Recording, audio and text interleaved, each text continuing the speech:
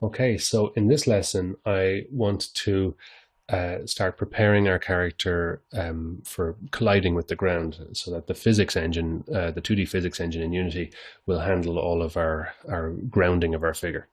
Um, so what I'm going to do is uh, first of all, add a rigid body, a 2D rigid body to the Sapper object up here, right? So this is going to tell physics to start moving this around with forces and gravity and so on. So Sapper, if you remember, has no sprite associated with it or any animation or anything like that. That's just the root of the character. So this is what represents the origin point in when we were working in Spriter.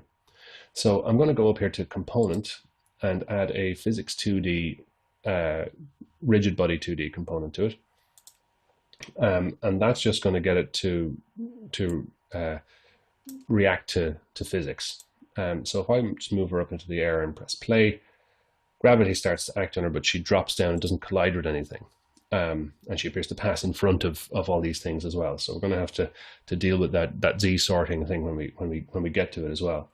But for now, let's just get the character moving. So next step is we need to put a collider. Now we can you can go deep into colliders, but I'm going to keep it simple and only add one to Sapper for the moment. And I'm going to use a circle collider.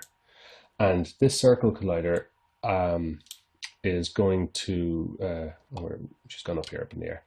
So this is going to represent the point at which, if she fell from a height, would it would establish her on the ground. So at the moment, it's this point here, like half a meter below her foot, or a quarter of a meter below her foot. So we don't want that.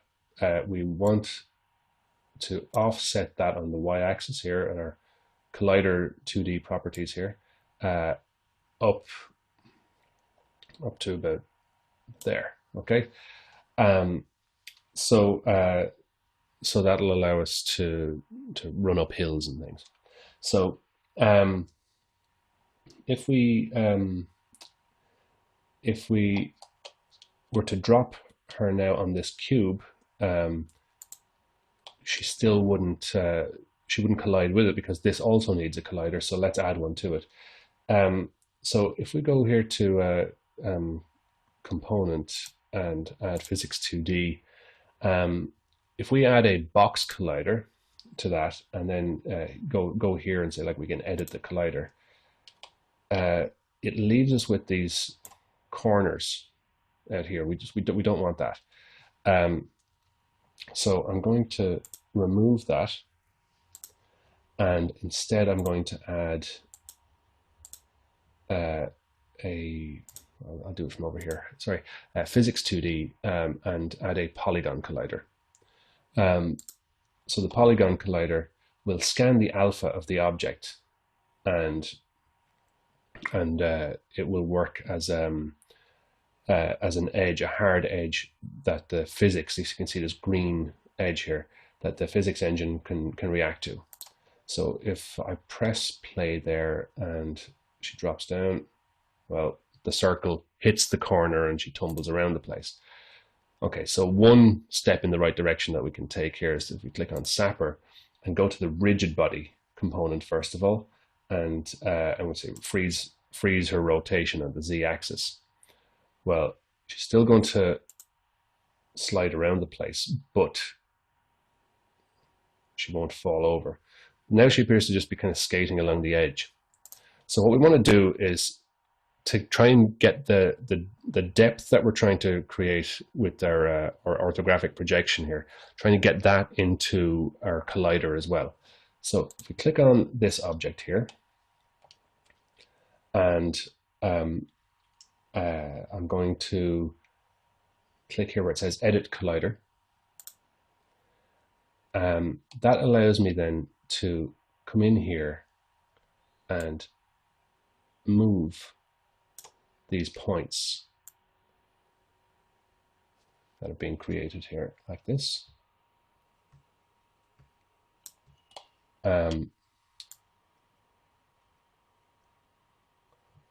So I'll move them halfway into this image,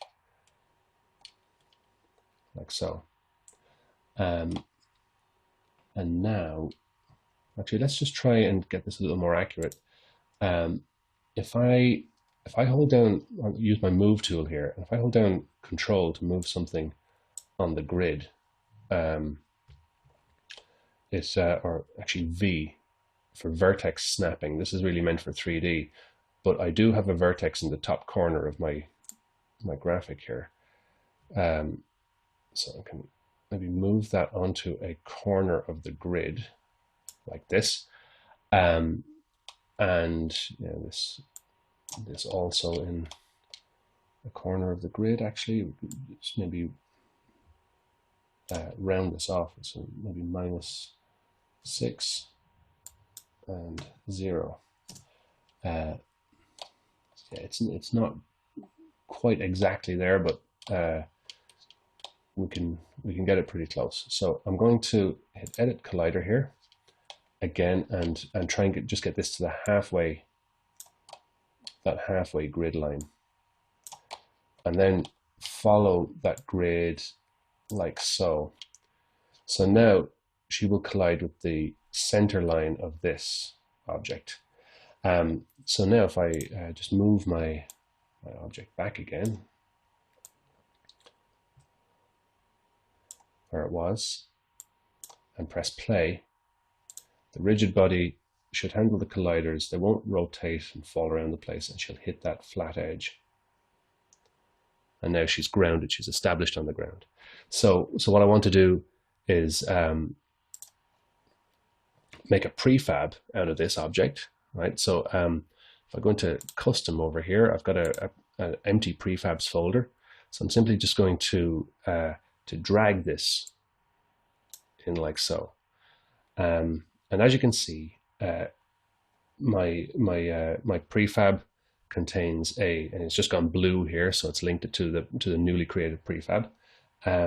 It's got a sprite renderer, and it's got a reference to a particular sprite. So if I want to update that with some prettier graphics later on, very easy to drag that in. So that's what I'll be doing later. But for the time being, I want to create prefabs from all of those sprites that I created earlier in my placeholder graphics. And I'm going to put them all into this prefabs folder, following that exact same process. So trying to get a collider line up the center of each of those along our Z projection. Okay, so see you in the next lesson.